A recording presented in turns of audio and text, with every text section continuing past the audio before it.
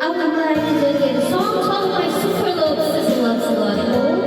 So ayan guys, nag-isip ko lang conversation na natin po. And this song, Minamahal Kita kay Ivan Santos. And now, I want to revive my full version. Good morning everyone!